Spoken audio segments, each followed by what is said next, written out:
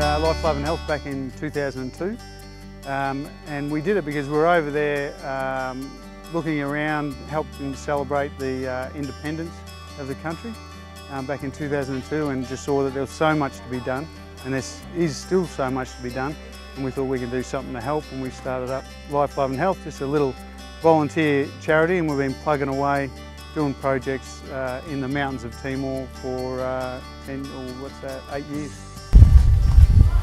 This morning we're at Clinic Sadara in Hera, and we're just here to drop off some supplies for Mana Branca.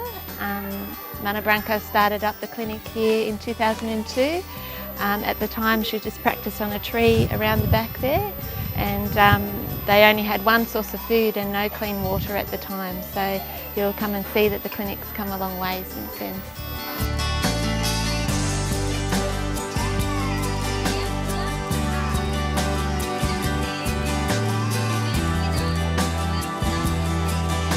So Dr. Malaise is explaining to the women to lay their children on their tummies so that they learn to strengthen their neck. So not only do they just do weighing and teaching them how to feed their children properly, they also do a lot of developmental things to teach the women how to promote healthy children. We've been working here for many years, and we've done it because of the debt, I guess, that we've felt to work with the Timorese communities and to help them rebuild their country after their traumatic past. The clinic is based out in Hera. It's called Sadara Clinic, and they also run a community school as well.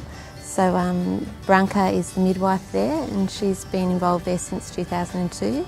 She actually started the clinic. She began outside under a tree running antenatal care for pregnant women. Yeah, and since then it's developed into 3 freestanding buildings that have a birthing centre with antenatal care, a general clinic for children and the general community, and another little school that's just opened that's been closed since 2006.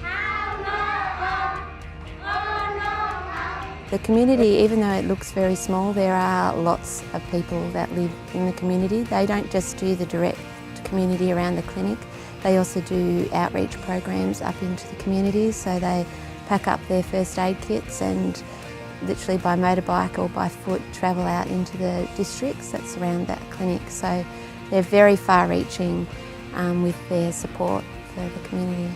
Well, maternal and child health is one of the biggest concerns for this country, and even though they have seen a slight decrease in the birthing rate, the maternal mortality has not changed.